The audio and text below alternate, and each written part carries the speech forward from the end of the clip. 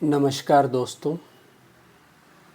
आज का विषय एक बहुत ही गंभीर विषय है और आज के विषय बेसिकली ज्वर की चिकित्सा को लेकर है। ज्वर की चिकित्सा वास्तव में एक जैसे कहते हैं कि सच्चा चिकित्सक वही होता है जो ज्वर और खांसी का निदान सफलतापूर्वक कर ले। अगर ज्वर और खांसी दोनों का निदान सफलतापूर्वक कर ले जो चिकित्सक, वही वास्तव में चिकित्सक है। मेरा आज का विषय ज्वर की चिकित्सा को ही लेकर है। दरअसल ज्वर है क्या, ज्वर के मूल में कारण क्या छुपा हुआ है, ये सारे गंभीर विषय हैं। जैसे हमारे शरीर में तमाम रेगुलेटरी सेंटर्स होते हैं, खास करके हाइपोथैलेमस जो ब्रेन का हाइंड ब्रेन का एक पार्ट होता है, वहाँ पे हीट रेगुलेटरी सेंटर जैसे भिन्न भिन्न सेंटर्स हैं, उनके रेगुलेशंस होते हैं। जैसे स्पीच है, थॉट प्रोसेस है, वैसे ही बॉडी में जो हीट होती है, बॉडी का जो टेम्परेचर होता है, उसका रेगुलेशन किया जाता है। हीट रेगुलेटरी सेंटर के द्वारा टेम्परेचर को मेंटेन किया जाता है और इससे बॉडी का एक जो नॉर्मल फिक्स टेम्परेचर, जिसको हम 37 डिग्री सेल्सियस या 98.4 डिग्री फ़ारेनहाइट में हम मापते हैं, बना रहता है। चूँकि बुखार अपने आप में रोग नहीं है, दरअसल बुखार परिणाम है हमारे शरीर के अंदर होने वाले किसी भी प्रकार की हिंसा का, वायोलेशन का, चाहे वो पॉइजनिंग इफ़ेक्ट हो, मियास्मेटिक इफ़ेक्ट हो, डिजीज़ इफ़ेक्ट हो, थर्मल इफ़ेक्ट हो, स्ट्रोक्स हो, इंजरी हो, मल्टीपल कॉज हैं। बुखार होने के पीछे जो मूलतः, जैसे आयुर्वेद मतानुसार जो त्रिदोष है, वात दोष, पित्त दोष, कफ दोष, ठीक होम्योपैथिक मतानुसार सोरा, सिफिलिस एंड साइकोसिस किसी एक मियाज्म का दोष हो सकता है, दो मियाज्म का दोष हो सकता है जिसे हम मिक्स मियाज्म कहते हैं, या तीनों मियाज्म एक साथ जुड़ जाएं और उनके कारण हो सकता है। ये तो हुआ फंडामेंटल कॉज, जिसमें जो मियास्मेटिक कॉज है बुखार होने के पीछे। इसके साथ एक्वायर्ड कॉजेज होते हैं, जैसे कि हम समय के अनुसार, जैसे ऋतु परिवर्तन, मौसम परिवर्तन, कोई घटना, दुर्घटना, इंजुरी, मेंटल शॉक, फियर, भय लग जाने के कारण बुखार हो जाना, या और भी अन्य कारण, बारिश में भीग गए, पोखरे में नहा लिए, नदी में नहा लिए, समुद्र में नहा लिए, और सबके अलग अलग कारण हैं और उन कारणों के अनुसार सबके अलग अलग प्रकार से लक्षण समष्टि आने लगते हैं और जिसके आधार पे हम दवाओं का, अलग अलग दवाओं का चयन करते हैं। वर्षा ऋतु में अगर बुखार होता है तो उसके बुखार के अलग गुण होते हैं।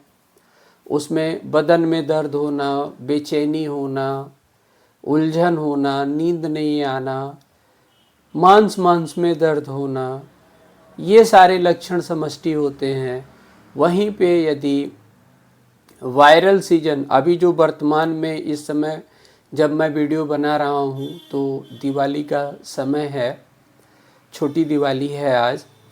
तो ऐसे में आप देखेंगे इस समय वायरल सीजन बहुत ज़्यादा उग्रता पे है और इस क्रम में जो देखने को मिल रहा है कि लोगों को पूरे बदन में दर्द होना, सर में दर्द होना, नींद नहीं आना, उलझन बेचैनी होना, ये सारी लक्षण आ रहे हैं।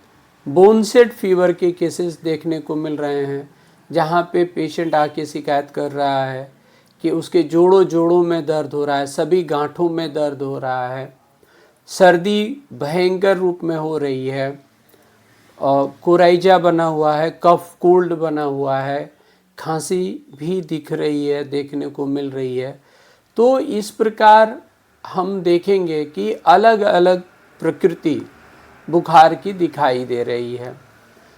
मॉडर्न साइंस में अगर हम देखेंगे तो मूलतः ये लोग कहते हैं continued fever, intermittent fever and remittent fever, एक लिमिट दायरे में है।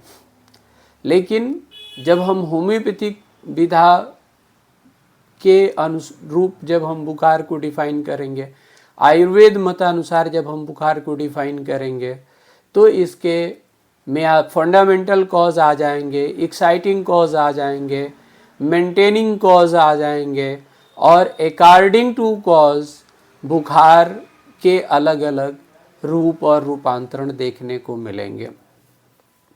अब हम कुछ चीज़ें और अलग बताना चाहते हैं।